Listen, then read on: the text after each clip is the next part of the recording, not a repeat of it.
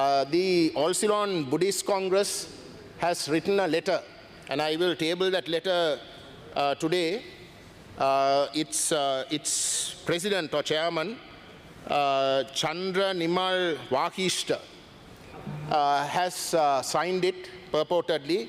This matter is being carried, this whole story is carried today in today's Udayan newspaper, where they have claimed and insisted that that entire land of 6 acres, which is actually privately deed land, privately owned, cannot be taken back and handed over to the people, and that from Devanambaya Tissa's time, that has belonged to this Tissa Vihara, and that in fact there should be in total 14 acres. So an additional several acres has to be confiscated and given for the purposes of this Vihara. Now, Honorable Deputy Chairman of Committees, this is exactly what I meant by the military being a racist institution, and it has not changed its mindset. Garuk Gajendra Kumar Ponnambala Mantrituma, Obatumada Vinayaka 10ක් කාලයක් ලැබෙනවා. Honorable Deputy Chairman of Committees, please don't cut my time for the exchanges that took place just now.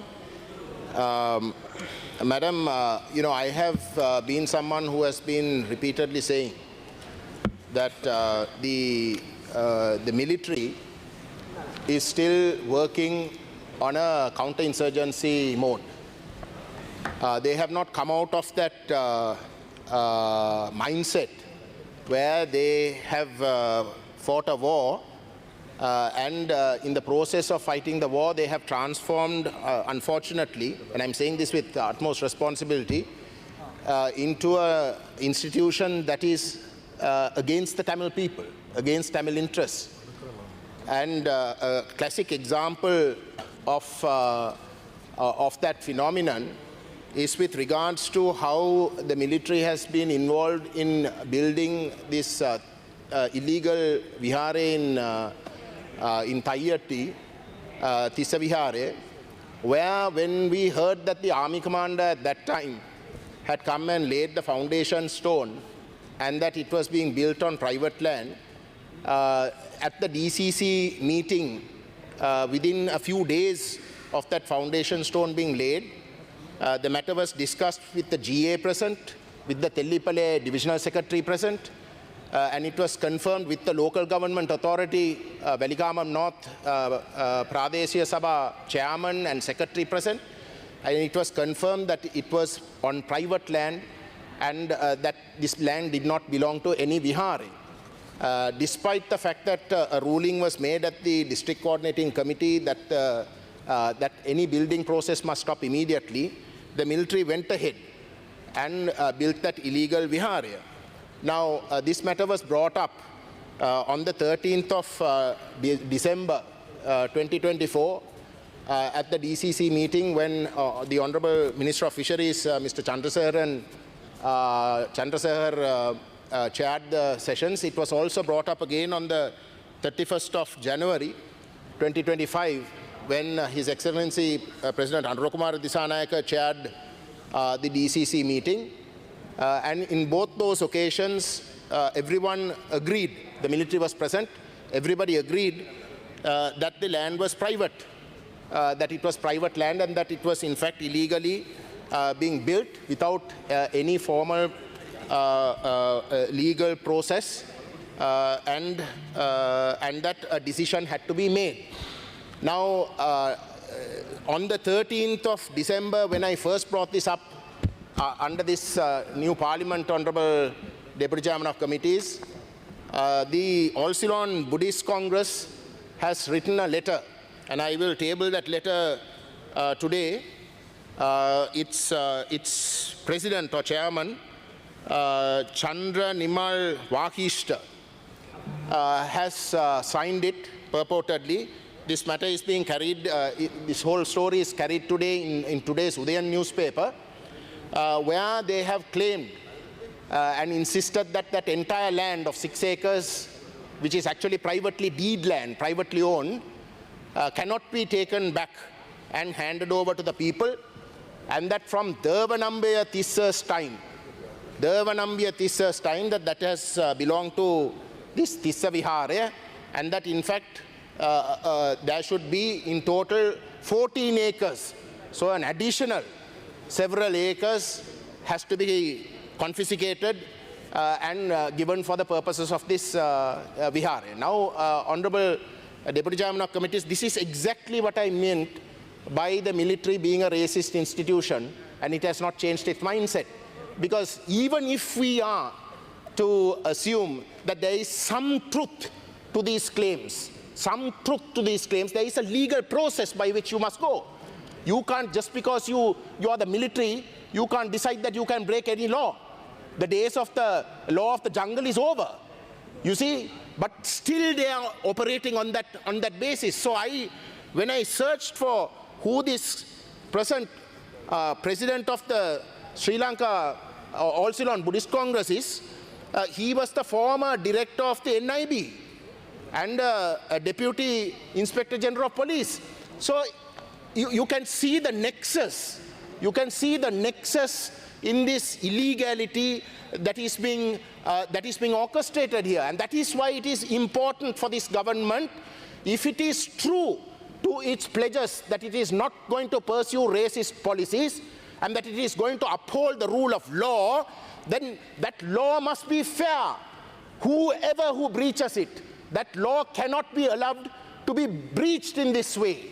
And this government's litmus test on whether it is racist or not, like the previous governments, is going to depend on how it deals with this illegal vihara that has been built, whilst the Tissa Vihara land is, they are adjoining it, when they could have easily built it on that land which is rightfully owned by the vihara. That they choose to confiscate privately owned land for this illegal act is something that cannot be allowed. The second matter that I wish to raise, and again this is headlines news in the Tinakural paper today, Honorable Deputy Chairman of Committees, is that the government apparently is going to confiscate land, further land in Palali to extend the runway.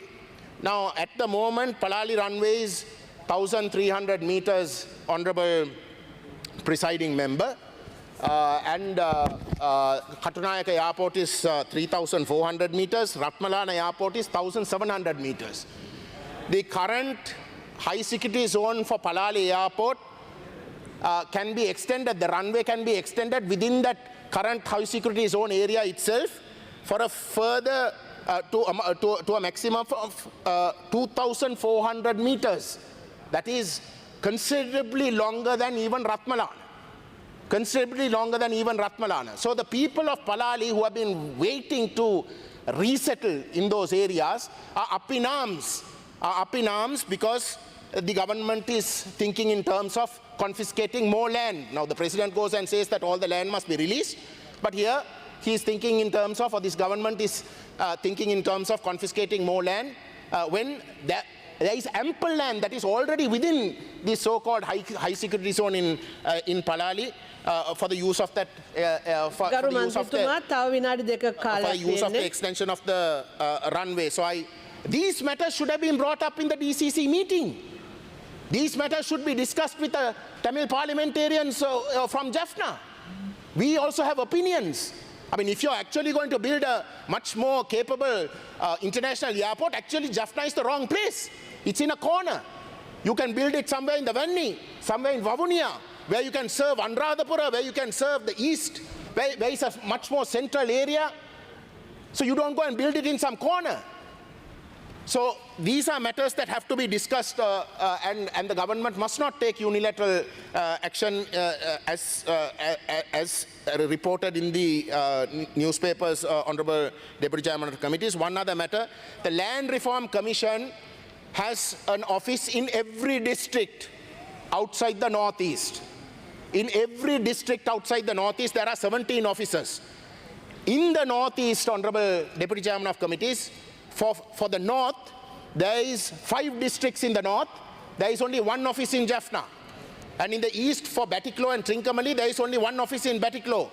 Ampare, which has just less than 500 acres of land that comes within the LRC, has an office. Why is that? Why is that?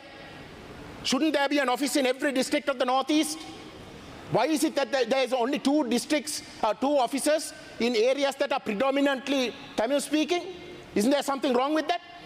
We are complaining that lands are being stolen from us, that lands are being illegally taken away from us, and it is the LRC that is the primary culprit. Why is the office deliberately not being held in the being operated in the Northeast? I'm winding up, madam. People who work in the LRC, who belong to the districts of the North and the East, have to travel when they transfer, because there are no officers in the North and the East. They have to travel 450 kilometers. Is this fair? So in every way possible, the practices of previous governments must be stopped. These are all fundamentally racist ideological problems that have evolved. This government must change this practice immediately in order to establish its credibility. Thank you.